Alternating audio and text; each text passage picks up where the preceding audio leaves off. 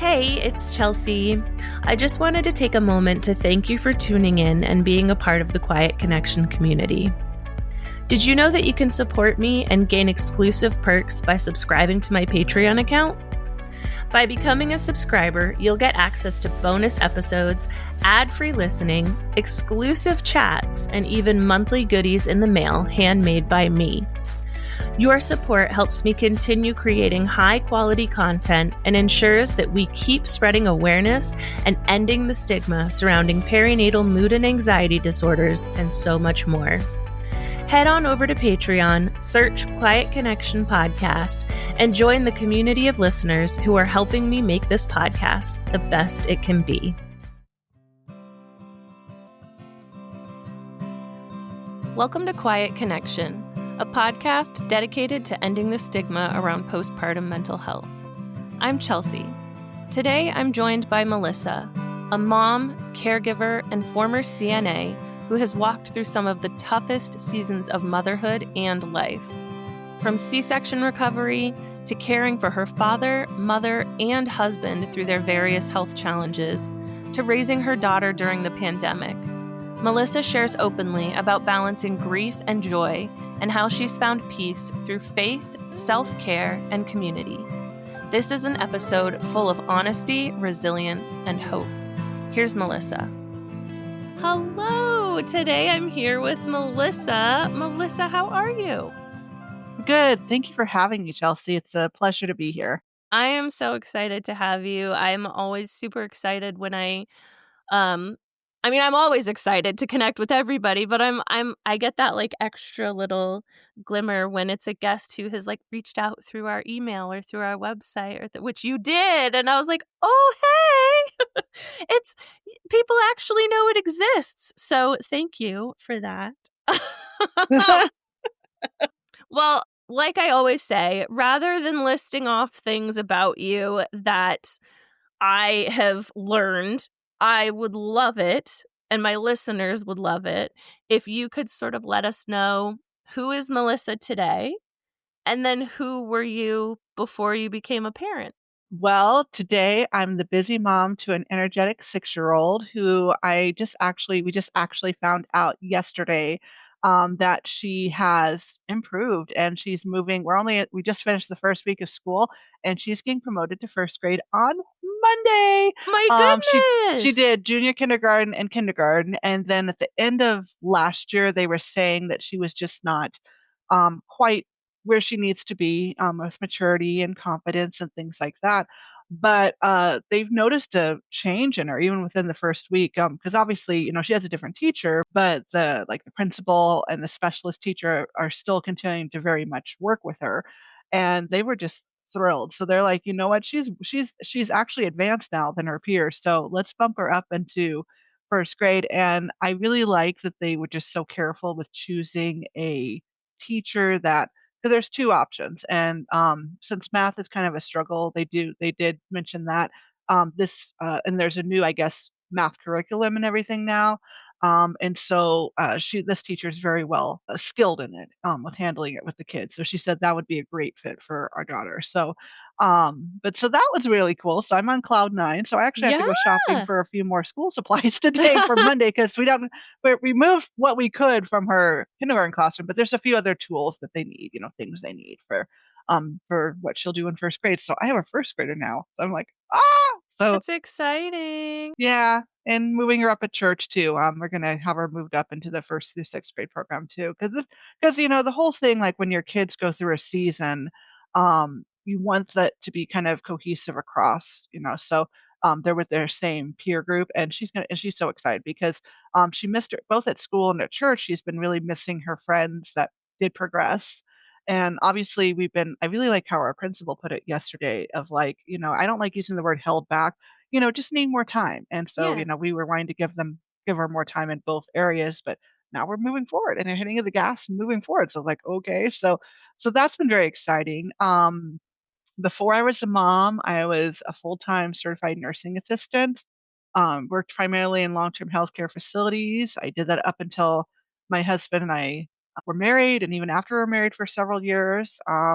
And I was just your average, 20 to 30 something year old, depending on what time age range between before we actually had kids, that you would expect. Worked hard. I love a good Jane Austen movie. I love to knit. I love to I've gotten into adult coloring with some adult coloring books that my husband has gotten for me, both Downton Abbey, and then I found some recently that I'm really loving that actually have Bible verses in them. So that's very calming Nice. and encouraging. And then some other ones just for stress and anxiety because I am prone to stress and anxiety. But who isn't? Right. But Yeah. right, yeah. So that's kind of in this spiel, and then between that, and between all those things, switching from a healthcare career into an online career. And even as we speak at the time of recording this, I'm actually transitioning from my business model that I had.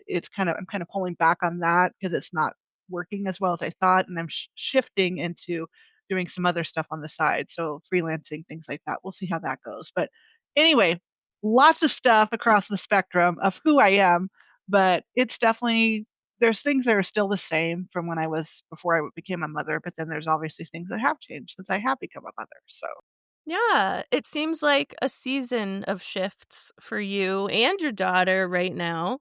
But you got a really good outlook on it. And you're already listing these tools, these coping skills that are helping you navigate these changes and these shifts. yeah. So, yeah. Well, and it's interesting too. It's like I just turned 40 a couple months ago too, on top of it. So heading into that decade now, and just being very mindful of my health. I'm Mm. also a primary caregiver for my husband too, and which I've been for 6 years now. So that component too on my plate is something. So for being diligent. I think the thing with like any season, just being diligent about what you need in that season. So for me, it's I love Leslie Sanson. She's not doing any videos now, but I have her whole collection. I've been collecting her walk at home videos, and just prioritizing those 45 minutes a day to do workouts, and working with my leveraging other tools like with my insurance, the current insurance I have now, they have this perk with it's called the Hinge app, and there's all these amazing exercises, and plus I get a health coach, I get a physical therapist, Oh, wow. and finally getting to address 6 years postpartum, almost 7 years postpartum, but that's Yeah. okay. My pelvic floor and healing that. And so with each subsequent season comes different needs for your body, be it physically, mentally, emotionally, or spiritually. And I'm so thankful I have that I'm being blessed with resources to help me managing those, like you say, coping mechanisms in a healthy way, for whatever outward stresses and things like that that I'm being hit with. Yeah, for sure. And I'm glad that you mentioned too that even though it's 6 almost 7 years later, we can still work on those things left over from that postpartum period. Um Yeah. as unfortunate as it is that they didn't get addressed immediately, but let's go back in time a little bit. Speaking Okay. of postpartum, Okay. and Yeah. even before Okay. that, did you always imagine yourself as someone having kids? Yes. Yeah. I knew by the age of 10 very vividly. I don't know what sparked it, but I knew at 10 I wanted three things. To be in the health I would be in the healthcare industry in some way, shape, or form. I would be married. I wanted to get married, and I wanted to have children. Now, initially I thought I wanted to have 2 to 4 children, but because my husband is so cute. He knows I love Jane Austen and a lot of the heroines at the time, because the only profession back then in the 1700s, early 1800s, was to marry well, to help support your family. Otherwise, you became a spinster and you were at the mercy of, very good friends, family, or even just your relatives, like your brothers, to take care of you and support you. Otherwise, you had nothing to support you to live off of. And so my husband's so cute. He's like, oh, she's just following her Jane Austen novels or movies because there is that age gap. Because it was not uncommon for back then for a girl of 17, 18 to marry a man of 35. So for me, it meant at 26, I married a guy that was 45, that turned 45 2 days before our wedding. So, not the most conventional, but so there's an almost 20-year age gap between us. Yeah. But I wouldn't, but it doesn't matter. He considers me an equal. we're a good team and we make it work, and I'm okay. I'm just living it out. Yeah. My paternal grandparents were 20 years apart in age, and they had one of the most beautiful marriages I mean, they yes, anyway, age is not a Just a number. determiner. No, it's Yeah, and I'm just a not saying it number. works for everybody. I mean, No. you have to make it work. But I think it's been so good for us, because with my husband, I'm from a very stable background, and not to say that what he went through as a kid is any way, shape, or form his fault, but I love that being with my family has allowed him to have some stability and get a new perspective. And I've been so proud of him for how he has evolved, and me too. Now it goes both ways. But for him especially, just to just grow and learn, in a new way, and be Yeah. open and be so open-minded, because that's the thing with a marriage, right? Or any relationship, right? It has to be a kind of an element of some give and take. It can't be just one and done. Mhm. Yeah, So, absolutely. absolutely. Yeah. Yeah. So yeah, I love that. I love that you mentioned that too, because it does. It's like a little wink from my grandparents too. Age is just a number, but that does. It's interesting. It may impact how you discussed having a family. So, like, Oh, was yes. that something that? Actually, it did. Well, 2 for 2 reasons. One, obviously the age gap. My husband was Yeah. in his mid-40s, I was in my mid-20s when we got married, and we started trying within 6 months of when we got married, because I also already knew in the pipeline I'd always had irregular cycles, and I still do. It's kind of leveled off somewhat later in my 30s and 40s, but is still there. So that was kind of just a thing in my mind, and I'm glad I went there because it did take us some time. We did find out that when we tried for a year, year and a half, and nothing was happening, we figured out that I had some infertility issues with my regular cycles, possible PMS. We never figured out, PCOS. We never knew for sure.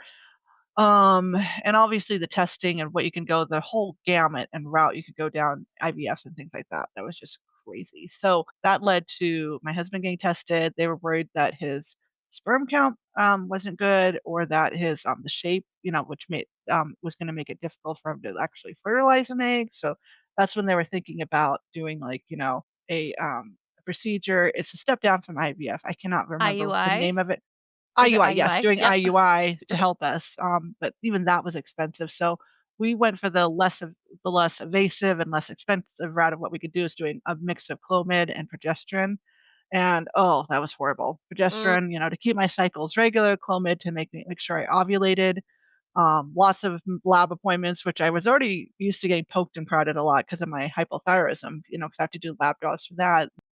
So, but that led to a whole gamut of, a 6-year long battle of struggling. And then, but what did it though is that I started having a lot of digestive problems, and so I actually went vegan, about 5 to 6 months before we got pregnant, and that mhm. did it. I dropped Wow. 30 pounds, and we got pregnant, and pregnancy went pretty well up until the 2nd trimester, but then I started about week 33, I think it was, or 32. I started measuring 2 weeks ahead on my fundal height, so we knew something was wrong. So then we started going to the specialist, and then that's when they figured out, I had all this extra amniotic fluid. I had 2 tests to test for gestational diabetes, but obviously the test can be wrong, or, can come Mhm. back with a false positive or false negative. That's probably what happened, because I mean, by the time we had my C-section, my scheduled C-section, because my daughter also went transverse, stubborn kid. So did mine. Yeah, and so we had to have a scheduled C-section. So then that made postpartum even crazier, because here I was having major surgery, and then the digestive problems continued. Then we were hit with, my husband starting to get sick in December of 2019, before our daughter turned 1 in January of 2020. Then we had the pandemic. Yeah. Then the digestive problems kept getting worse. I kept going back and forth between a regular diet and my vegan diet, and nothing was working. And then I started having more food intolerances, which led to, fast forward to December of 2021, I finally, after a year of testing and everything else, we finally diagnosed me with IBS. Mm. It's been a lot of I've taken and then I have a skin disorder on top of that, but I was diagnosed last fall. So, there's been a lot of things going on with my own health on top of my husband being sick with diagnosed with, epilepsy, and also he gets stress-related seizures, Mhm. and then raising our daughter and trying to get some income coming in consistently the way I need with work, even with my online career, even though it hasn't gone the way I thought, and feeling the pressure from family or friends, like, "You need to do something," but the priority is I need to be at home with my family because my husband's very adamant. He wants me to be the one to take care of him. And he wants our daughter to be taken care of by me because childcare is just like it's at that point of like it would be it, I pretty much would just be paying for just childcare and a caregiver if I went back to work. We Yeah. wouldn't be making any extra profit plus that, you know what I mean? Yeah. So, and just still feeling like there's something for me to give. It's different, but It is yeah. different. You're a self-described caregiver, and it really does sort of, like, permeate into your whole life. Like, you were a CNA, which we love CNAs, we love nurses in general, especially my family. The nurses are the unsung heroes in the medical field, as are the CNAs and as are the everyone in between. But caregiving in general just feels kind of or sounds like it feels like your calling. It So, does. It yeah. does. Well, and I've done it it's interesting. I did it professionally for 15 years, primarily in long-term care facilities, elderly and dementia patients. They're the forgotten generation, and I loved it. I loved it was such an honor to work with those families at the what I call twilight years, the last years until they go Yeah. to be a light to them. And then, personally, I cared, as a family, my whole family, we all worked together to took turns taking care of my grandmother until she passed, the last 2 years of her life. And then she would move around to different houses. And like with my parents' house, like the house that I live in now used to be my parents before they passed. And so they would bring grandma here for 2 weeks. And then we would just update the team about where she was going to be. And they would come and make house calls and visits here, which is great. So that was up until she passed in May of 2018, my grandmother. But then again in December 2019 was when my husband started showing symptoms. And so I started taking care of him, and that's still been ongoing. But then my mother passed away in September of 2021. And so Mm. then we moved in with my dad into the house where we're at now. And I took care of him up until his last breath um, Yeah. in July of 2023. And so I've done this a couple times. So, Yeah, but you've I'm been through thankful for this. my professional experience because most caregivers, they don't have the benefit of a medical certification or medical training experience to fall back on. That has saved my hide. And especially in caring for my husband. I mean, every caregiving situation between these three different family members have obviously been way different. But the skills that you need to do it, managing medications, triaging symptoms, communicating with doctors, creating progress notes, I mean, the skills are all the same. Yeah, You're just watching out for different things when you're doing it. So, absolutely, and it sounds like too so I know that you said, like, you were doing this obviously professionally, but then even in your personal life. So just before you had your daughter, and then then you're dealing with having a C-section, having pregnancy symptoms that are mhm, challenging for you, yeah. while you are also being a caregiver, while trying to advocate for yourself. How did that impact that as well as the C-section? How did that impact your vision, the vision you had of what motherhood was gonna be like when the reality sunk in? Right. Well, that first year, 2020 just totally ripped the rag out or the rug right out underneath us. It totally changed what we thought. Because when I was pregnant, when we found out we were pregnant, we immediately started thinking, okay, how are we going to make this work?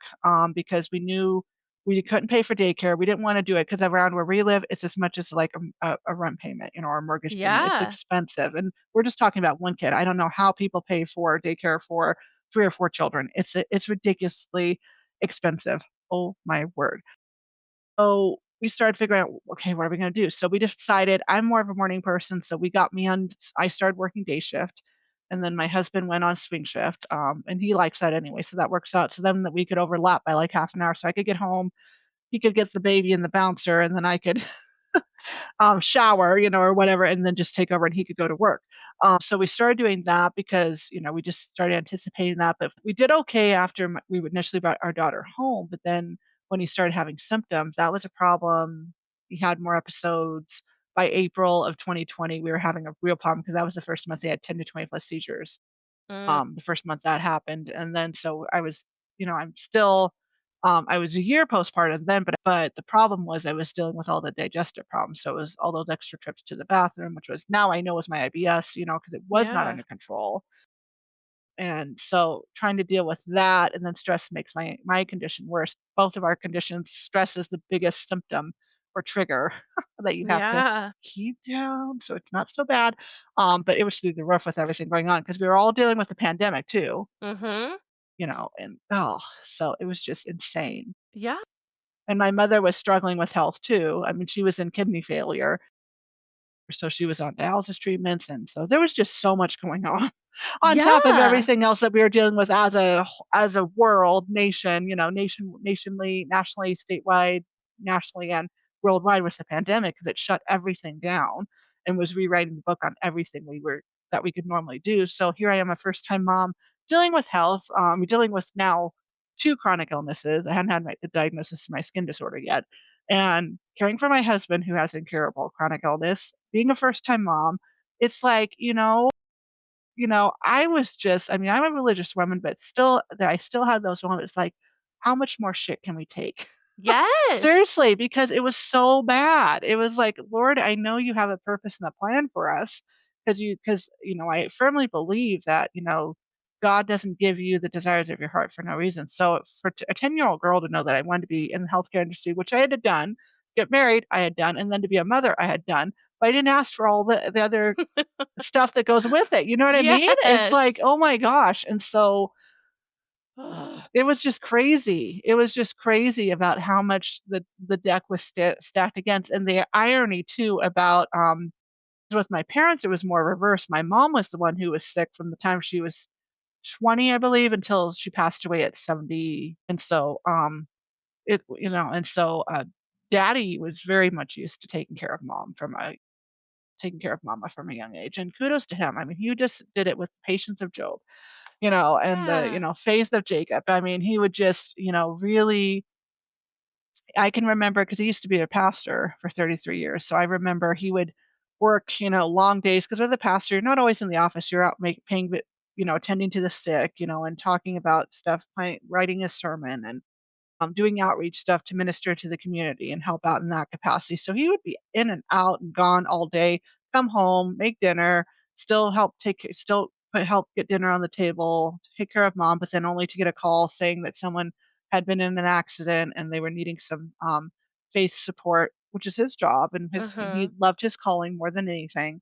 To go to the hospital or their home, wherever the situation was, and then he'd come back like maybe at 10 o'clock midnight now. But he did it. He made it work. And here I am. I'm kind of doing the same thing. Yeah, that role I may reversal not be a like you said. pastor, but the role reversal, and so I gather so much strength from that example of just really Yeah. trying to make it work.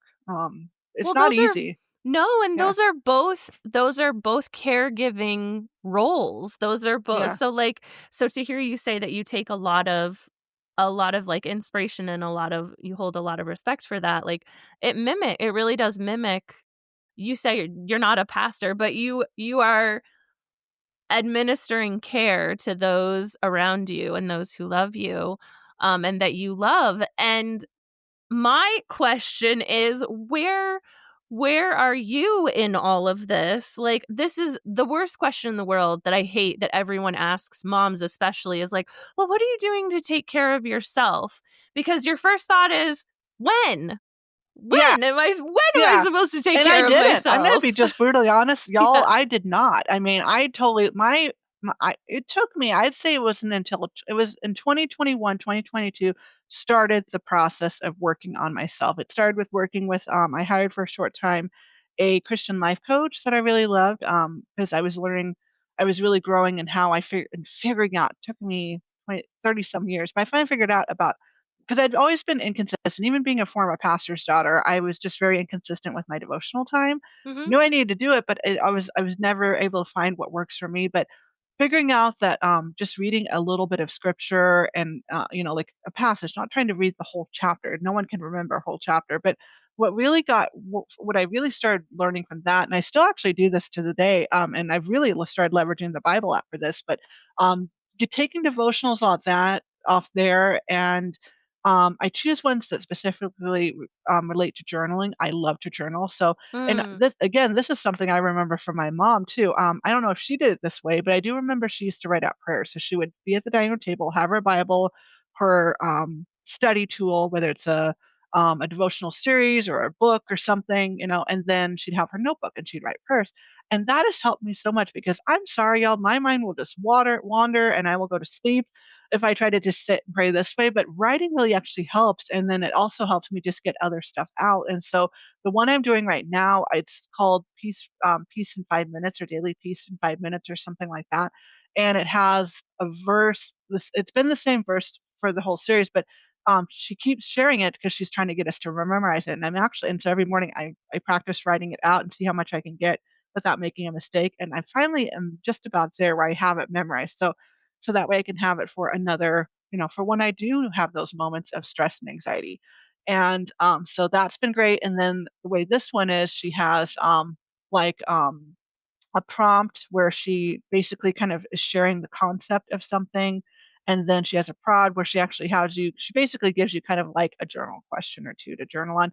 And then she has praise where you listen to a song that is goes along with that. And that I just love because that's when I'll start, because when I'm listening to that, that's when I do the last section, prayer. I just start writing out prayers of what I'm thinking on, kind of journaling on, brain dumping, if you will, what is kind of coming to mind with looking at those questions. And that just really helps because I just build on it because I like doing series like that where it builds on one thing to another. And I have learned so much, and just figuring out that things that's the way I best learn and study is just little snippets, 3 to 5 verses, maybe even just one verse for a month, and then like different ideas and perspectives on a topic or a subject, and then just learning about it, kind of journaling, kind of, just communicating with the Lord that way. That's what really works well for me. So spiritually and mentally and emotionally, I'd say that's what really works. But then also reconnecting with my hobbies. Like before it took me until about, I'd say, like I said, 2021, 2022, well, probably more like 2022, before I really got into knitting again. Mm-hmm. Because I've been doing that since I was 10. So reconnecting with your past passions that light you up, even before you, like you say, came up with all these different roles, quote unquote roles. Yeah. That has been really helpful. And then taking on new ones, getting into adult coloring, I actually am loving. My husband bought me this beautiful, huge, double-ended tip coloring set, and then we've been having fun. And my daughter too, because it's something I can do with my daughter. We like to Mm-hmm. color together. So she does her Disney cartoon type books, and then I've been really getting into, like I say, like Downton Abbey ones, or uh, calm slash stress ones that are specifically with the idea of like the coloring is like for stress and anxiety, or like now finding ones that are actually Christian based, Bible based, where they have verses or scenes and stuff that are calming. And that's been helpful. And then also, too, something else I'm just getting started with. I mentioned the Hinge app earlier that I'm doing through my insurance to work on wellness. That way, we're getting working with my physical therapist and uh, and my health coach, leveraging different exercises. So I do my 45-minute walk at home cardio workouts, like I said before, but then I'm also pairing there's meditations on there that I'm going to try. And then also, I really love what I can do with the app working with my PT therapist. She can actually create kind of a greatest playlist, I guess, if you will, of Cool. exercises, because I have a certain allotment each week or each day that they suggest. But then as I go, if there's exercises that I'm like really liking, or that I really want to just like I really want to push myself. I want to work on these better. So I would like them to, but they're kind of here and there in different workout regimes. So we started a thread where she's like, okay, tell me which exercises that you really like and want to work on, and I'll throw them in your playlist. That way your playlist will grow with just the specific exercises that you want to come back to and keep going on. Because I love with these exercises too is that, or this app, is that they give you like the first instructional of like how the exercise is supposed to look. But then they also give you a second one with which they call modifications. Mm. So if you're like starting at zero, like with your pelvic floor, like I am all the damage, C-section, 6, 7 years Yeah. postpartum, that's okay. They give you an easier modification version. Or like I love too, they also give you a version for advanced. So like let's say you've mastered you've gone past the modification phase, you can do it like the way they actually expect you to if you are a little bit more stronger and fit and capable. And then they take you a step beyond that. So they don't want you to, so they really make it to where wherever you're at or whatever goal you have, there's an option for you. I mean, I haven't lost a ton of weight, but I've gotten strength from it. And if nothing else, it's good Right. for my mental health and it's helped me maintain my weight. And with my health coach and PT therapist, now they're like, okay, you know, I feel like that's the season now where, okay, well, let's see if we can control these IBS symptoms so we can kind of start tackling that. So, you know, it's okay if Yeah. it's taken a few years, but I'm getting there. And because the overall goal is I want to be here for the long haul, for my little Absolutely. girl and my husband. So, Absolutely. I think what I love so much about everything that you just described is that it's like multiple modalities of not only self-care but just like health care and health hmm maintenance. And it sounds like faith is definitely like the anchor in which yes, a lot of your like peace and healing and comfort comes from, but you also have this immense toolbox full of things that help you navigate. I mean, the stress, like you said, you were kind of thrust into motherhood in a perfect storm. Like again, reiterating COVID, it was a COVID times, and your husband was struggling with a new diagnosis, and you're going through your own diagnosis, and you had a C-section, which I anyone who ever says that a C-section is the easy way out is no. no, absolutely not. Um, the recovery from a C-section is so insane, and I can't imagine going through that while also balancing everything else.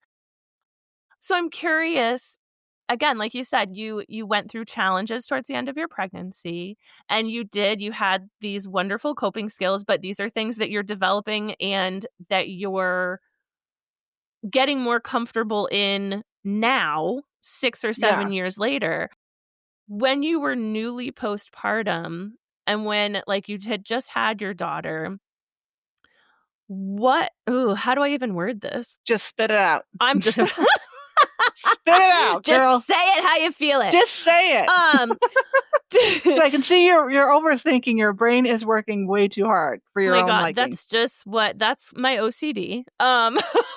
But, like, what really tethered you in those moments? Did you find it difficult to step into motherhood? Like, you're physically recovering. Every birth is a physical recovery, but you're Yeah. physically recovering from major surgery, and you're also caregiving, and you have a newborn. Having a newborn in general is completely life-altering.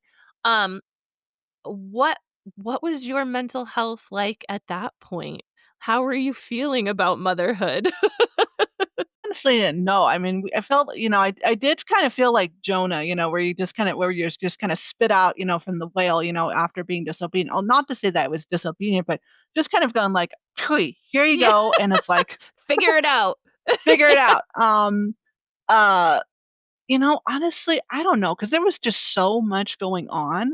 If that makes sense, I had Yeah. so much going on. Recovery, trying to get back on track with my digestive. That was that was fun. 2019 wasn't too bad, but 2020 was where, crap was really starting to hit the fan. So we were dealing with the pandemic.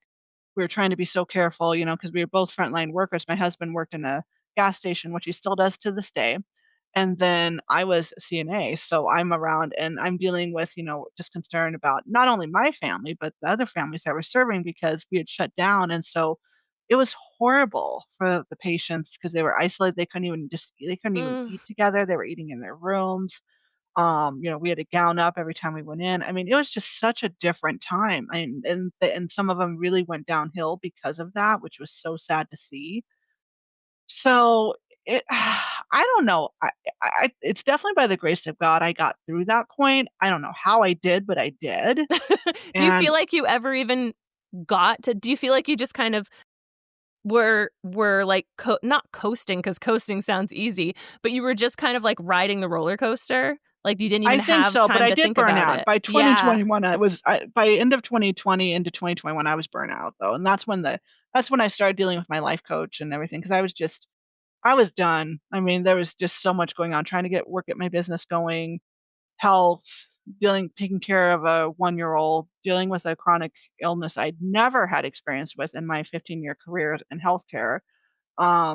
Concerned about my mother and my father and their health, and my father had chronic health issues too, obviously, but he was Mhm. putting those aside to care for mama. And, I Yeah. couldn't physically help because, COVID. So, yeah, there was just so much going on. It was insane. There was just so much going on. So, Yeah. Yeah, and for everyone, but, like, for you, like, I just keep coming back to this perfect storm reference, it like, it was the just perfect storm, and it right? still Like is the perfect storm. I mean, it's yeah. not over. No, it's not, and again, like, so I as a fellow chronic illness and recently disabled warrior, it doesn't stop, and it doesn't slow down, and as mom, we're kind of just expected. I don't know if you feel this way, but a lot of people, we're kind of just expected to set our needs aside, Yeah, and yeah, and but that I think is why I love that so much of what you've focused on so far in our chat is all of the ways that you are dedicating time to yourself, even if I it's need it. There's small. no way I'm gonna Yes. survive because and I was actually talking to my husband about this the other day, is that, if I don't take I don't want there's statistically, caregivers, are prone to become patients very quickly, because of all the stress and energy they pour out to caring for their loved ones, and it can take them down. Mhm. I don't know when my husband will pass. I don't know when I will pass, but probably statistically, he will go before I will, and then he'll be here with our daughter. I mean, ideally, I want him to be here till she's grown, Mhm. you know. But I still want to have gas. The big thing is I want to still have gas in the tank.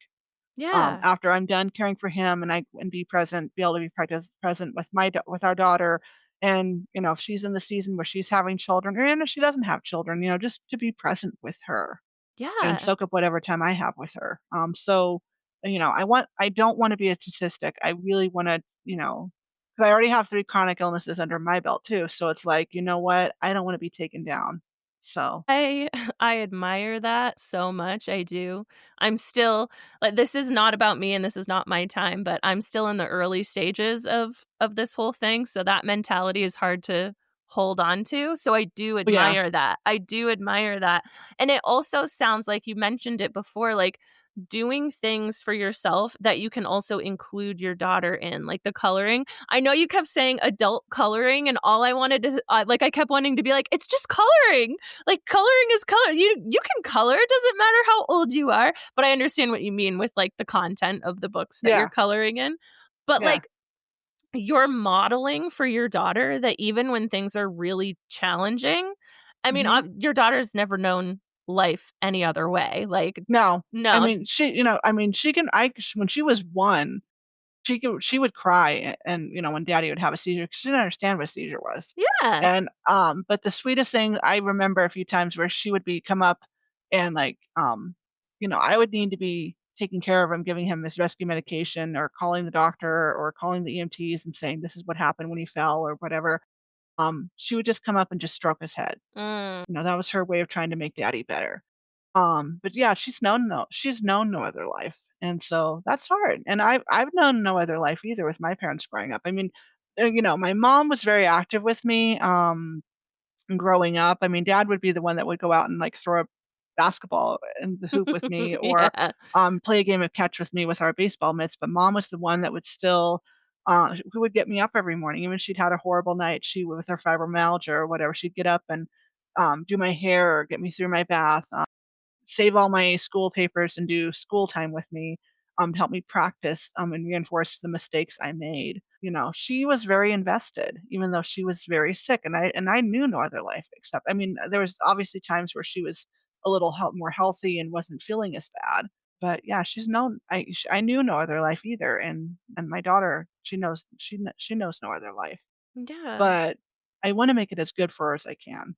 Well, and it So sounds like you are. Like I said, like what you're setting this beautiful example for her that things can be hard, but they can also be okay. It's yeah, okay. And like you said, like coloring together, even when you're burnt out and you're completely spent, you can color. You could just sit next to each other and color. Or and celebrating these wins that are they sound like little wins, but they're huge wins, like moving up to first grade. That's a huge win, and like honoring that and celebrating that. So I just think from the sounds of it, and obviously with all my guests, I've only known you from the time that we've said hello until the time that we say goodbye. But it sounds like despite the challenges that your family has faced and that you have personally faced, you are intentionally choosing joy and finding glimmers and taking time to honor your own needs, which right. is so important and is going to serve her when she gets older, because she's going to be like, "Oh, I know things are stressful, but I can journal, or I can Mm, color, or I yeah. can," right? Um I'm curious about how that has sort of helped shape your relationship with her. Do you feel like you guys kind of I don't want to say like bond over these coping skills, but do you find that you choose self-care as a way to connect?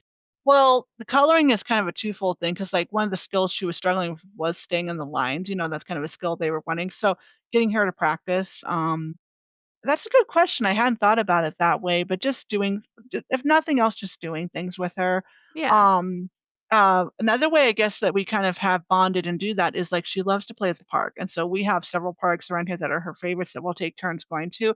There's a few that I really love because we make it fair. I let her have some playtime, but then I like to get my steps in. So two that so far that we really like that have a huge path with a pond so we can see ducks and things like that. And so, we'll have the rule of like I'll let her play for X amount of time, but then we'll do one lap around the pond. So I get my steps in. So and she'll go on the walk with me. So Yeah, I love that so much. The theme sometimes these like themes come up when I'm talking with a guest, and like the overarching theme with you really is that self-care and that balance between caring for others, being a caregiver, mhm. while also meeting your own needs. And I think that's a deficit that a lot of parents and mothers are facing.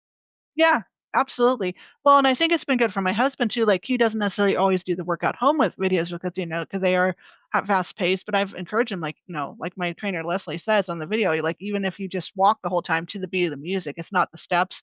There's 4 steps that she does, and then just does combinations of them.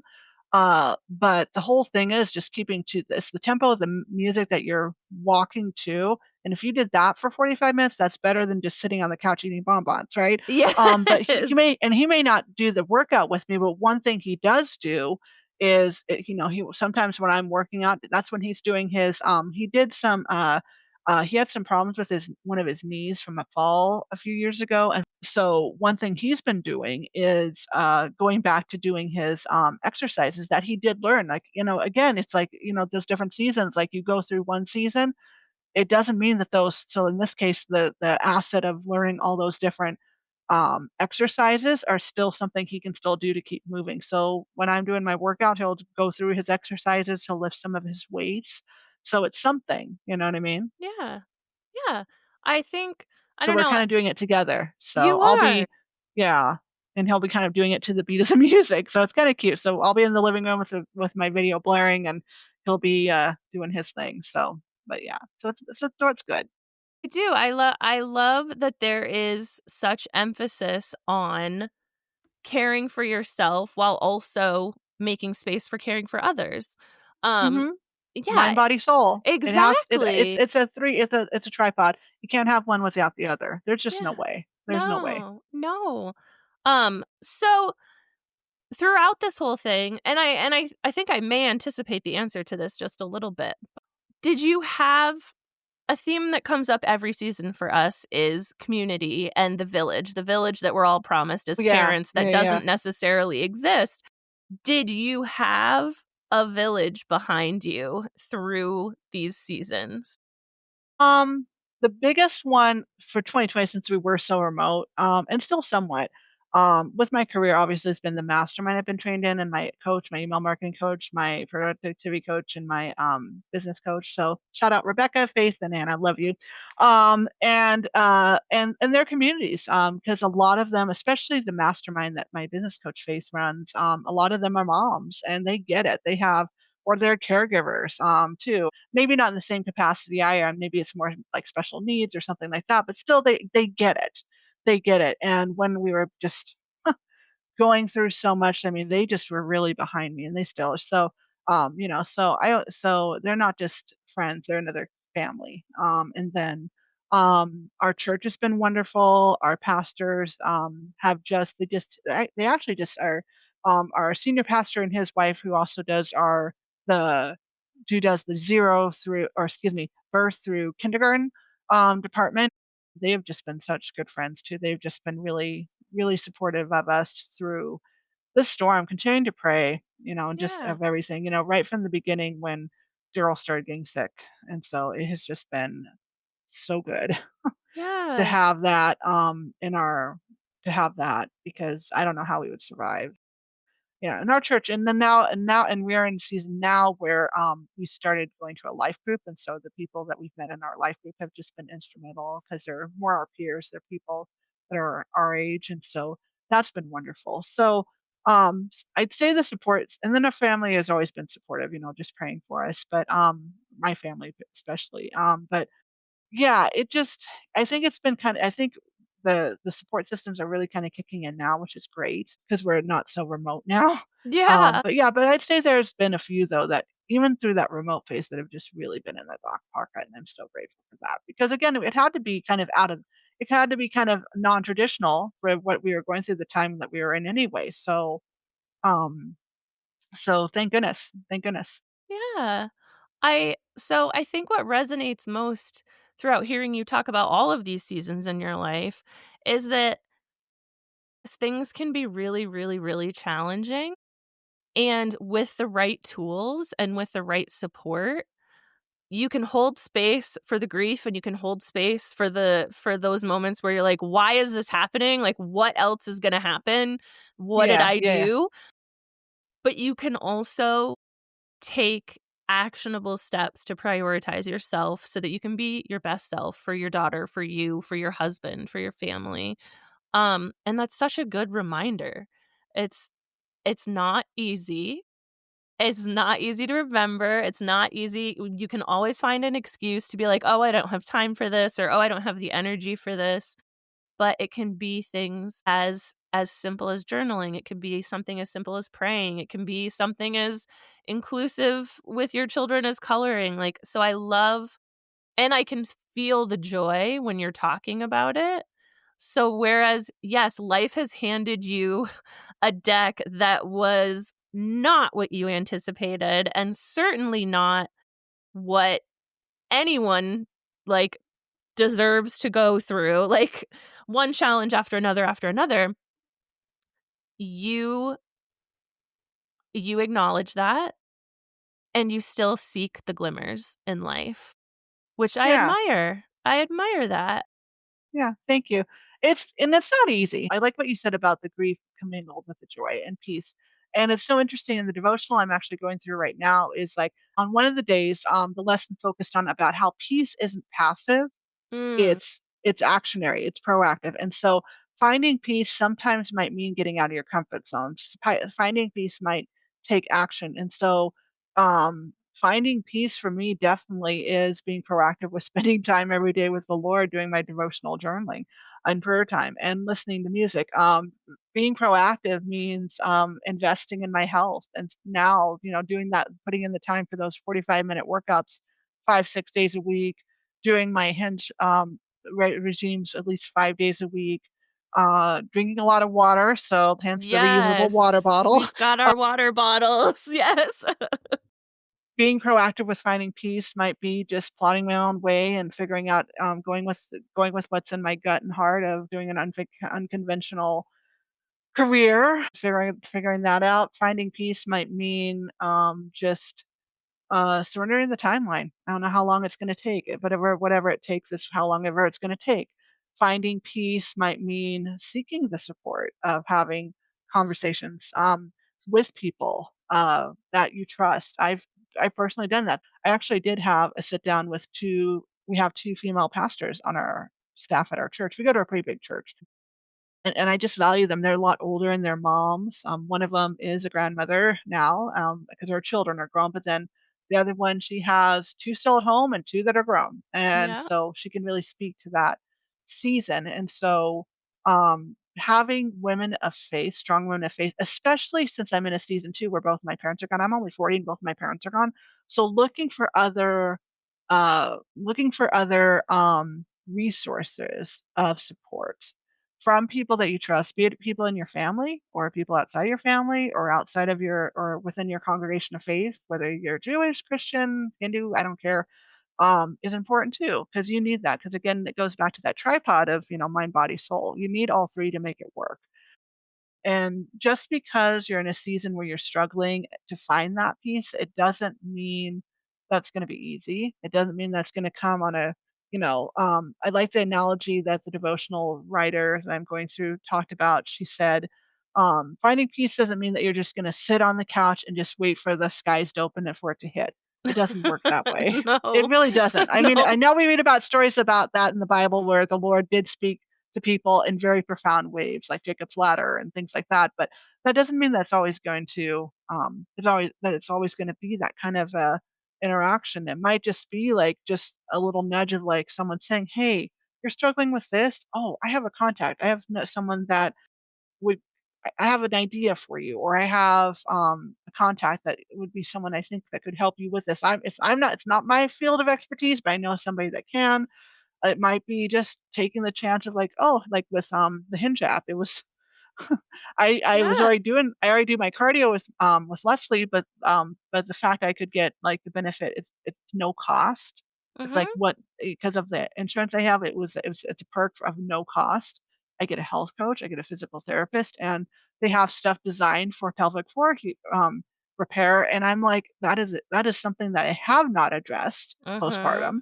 So taking advantage of those resources when you have them is by far not a bad thing. Yeah, absolutely. It's better to use what's available to you and to even seek out things that are available to you that you may not Mhm. realize. Yeah, I've enjoyed being able to hear your story, hear your perspective, because it really is packed with useful tools and resources that could work for anyone. You don't have to be a person of faith. You don't have to be a person who, like, you don't have to love coloring. You don't have to love mute. Like, there, honestly, No, everything you're doing, there's something for everybody.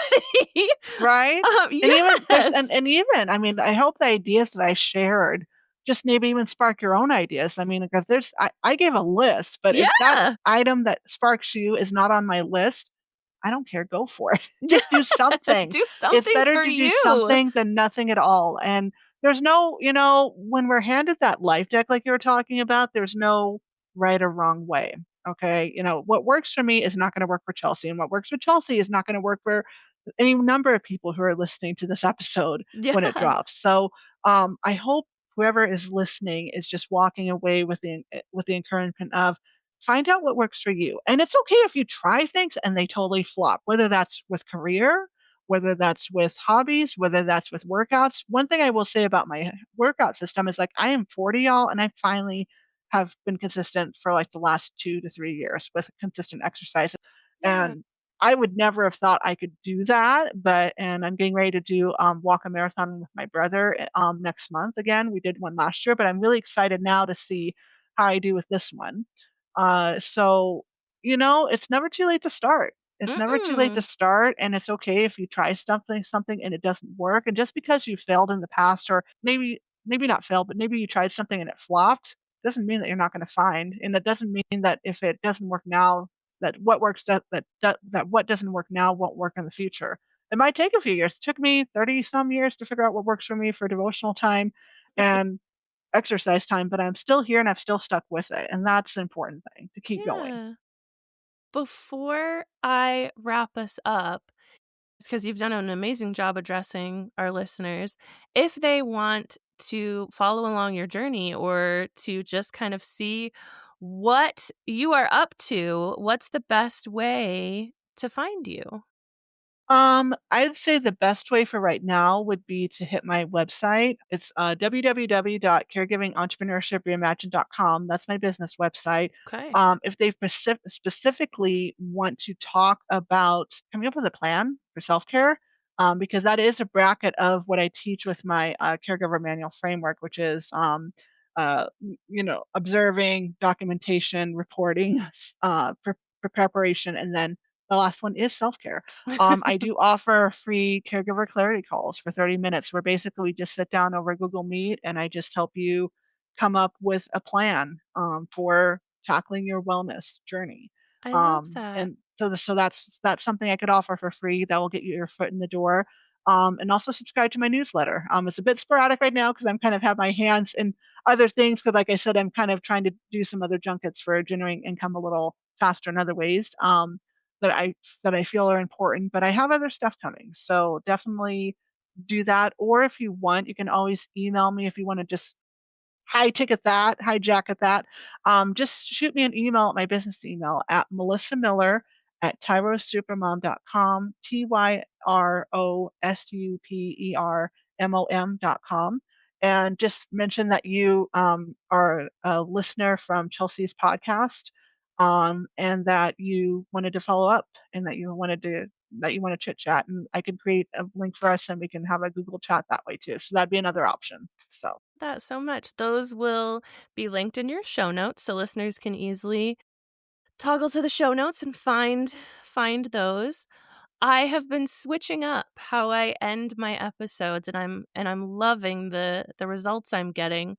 Um so you've done an amazing job of addressing the listeners as a group and giving some really, really great tips and tricks of what might work for them or what could work for you. And I'm going to ask that you narrow down your scope. And obviously, you have no idea who this person is going to be, but my next guest, whoever my next guest is, you don't know what they're going through. You don't know what season of mm, parenthood they're going through. mm. But I want you to leave them a message. Leave a message from Melissa to the mom who comes next. What would your message be? Okay. Well, hey there, Mama. I'm Melissa Miller. I haven't met you, but I wanted to just leave this little message for you of encouragement. I don't know what you're facing, but I just hope that you know that someone else sees you, because I know as being a mom or a caregiver or any other role that you could tack on, that sometimes it feels like you are invincible, that you're pouring out your heart and soul for everybody else, but you're kind of feeling like no one sees me. Like, does anyone not see that I'm struggling, or that I need help, or that I'm trying my hardest to do my most utmost due diligence to meet the needs of my children, to meet the needs of my spouse or partner, to meet the needs of my clients or whatever I have going on, or to even meet the needs of myself.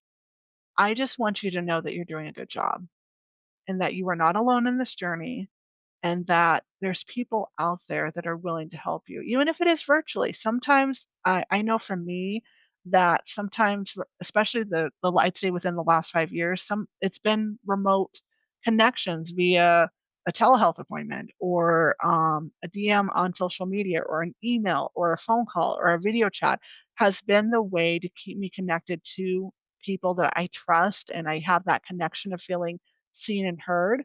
And I encourage you to not be afraid to leverage technology to help you stay sane, because sometimes we're in seasons where we do need to be home with our children, whether they're sick or we're sick, or maybe there's just some other sort of trauma or complicated situation that we're going through, that it just is not a good idea to go out in the public, or we just don't have the bandwidth to deal with a lot of people, like a crowded room or something like that. So wherever you fall on that spectrum, you're seen, you're heard, you're doing a beautiful job, you're doing the best you can, and that's all that God or anybody can ask of you. And I just hope that you know that that you are seen and that you matter. And so this is just me giving you a little virtual hug. And I don't know, maybe we'll meet if our paths cross. I would love to meet you. If not, just know that somebody took a moment to say hello and that I care and that I'm acknowledging you. That is beautiful. And I love this. I love this. And I'm going to keep doing it because these messages are messages that every parent needs to hear. So thank you for sharing that with my next guest. Thank you for sharing your story with me and all the things that bring you joy and bring you comfort. It has been an absolute joy getting to know you a little bit today. So thank you. I love this. This is my favorite thing. It's what I love to do on my podcast over. It's nothing. There's something about just. I'll leave with this. There's something about just intentional conversation, and I hope that whatever I've shared has felt like an intentional conversation where we've just sat with either our bottles of water or your favorite beverage, and you're just chatting with one of your girlfriends and just being able to say hey and say what's up, what's going on, how can I support you, and or if nothing else, you're in a safe place where you feel like you can just unpack it all, whether it's crying, through tears, journaling, whatever you're facing. So that's all this is. It's just a coffee chat with some friends. I'm so grateful to Melissa for sharing her story with us. Her journey is a powerful reminder that healing takes time, that caregiving truly matters, and that peace is something we choose and practice every day. If her story resonated with you, please share this episode with someone who might need to hear it. And as always, you can find resources and more conversations like this at our website, quietconnectionpodcast.com, or on social media at Quiet Connection Podcast or Quiet Connection Pod. If you'd like to share your journey, my inbox is open at quietconnectionppmh@gmail.com. I'd love to hear from you. Join us next time when another story is told and you realize you are not alone. I see you.